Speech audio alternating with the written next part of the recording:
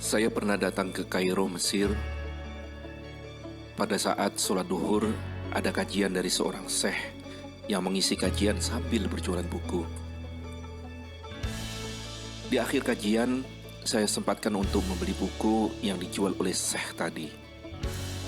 Judul bukunya melipat gandakan keuntungan dengan berbakti kepada orang tua.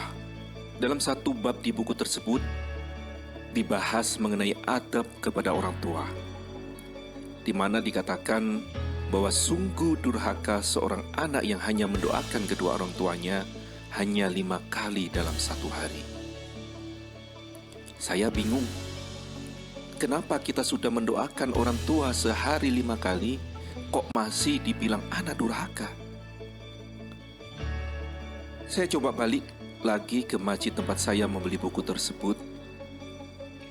Kemudian saya tanyakan kepada pengurus kajian di masjid itu, di mana saya bisa menemui syekh yang kemarin memberi kajian di masjid ini.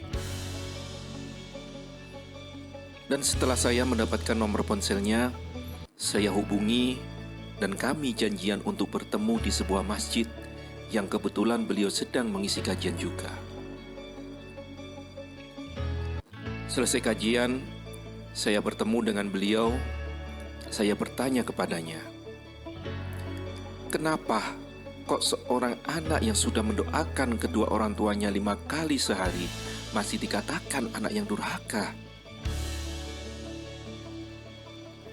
Syekh itu kemudian meminta kepada saya untuk membacakan doa untuk kedua orang tua.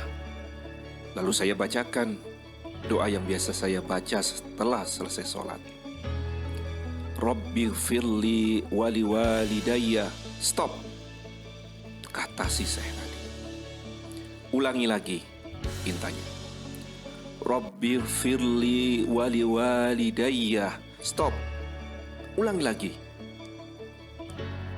Rabbighfirli wali walidayya. Stop, ulangi lagi. Terus saya ulangi sampai 10 kali. Kemudian si syekh bertanya kepada saya, apakah kamu capek? Tidak, syekh. Apakah kamu sampai berkeringat? Apakah kamu sampai mengeluarkan uang membaca doa seperti yang kau baca tadi? Kamu tidak perlu mengeluarkan uang. Kamu tidak perlu mengeluarkan keringat. Kamu tidak perlu mengeluarkan tenaga yang besar hanya untuk membacakan doa ampunan bagi kedua orang tuamu. Tapi kenapa kamu hanya bisa memintakan ampunan buat orang tuamu sehari semalam cuma 5 kali? Padahal sejak kamu masih berada dalam perut ibumu, berapa banyak keringatnya yang sudah ibumu keluarkan karena beratnya menanggung kamu yang berada di perutnya. Betapa sakitnya ibumu saat melahirkan kamu. Berapa besar biaya yang sudah dikeluarkan kedua orang tuamu untuk membesarkan kamu. Dan sebagai balasannya, kamu hanya bisa mendoakan kedua orang tuamu cuma 5 kali dalam semalam. Padahal 1 kali saat kamu membacakan doa untuk kedua orang tuamu, Rabbighfirli wali walidayya, saat itu juga 1 dosa dari kedua orang tuamu dihapuskan Allah Subhanahu wa Ta'ala. Dan ada sebuah kisah di mana ada seorang orang tua yang saat dia dimakamkan penuh dengan dosa. Tiba-tiba saat orang tua tersebut sedang kesusahan di alam kuburnya, Allah Subhanahu wa Ta'ala berikan keringanan dan Allah berikan kemuliaan. Sampai-sampai si ahli kubur bingung, kenapa dia diangkat derajatnya seperti ini?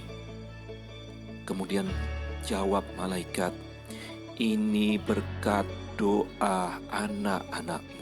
Masya Allah. Sekarang, apakah kita masih berat untuk membacakan doa untuk kedua orang tua kita sehari lebih dari 50 kali? Renungkanlah.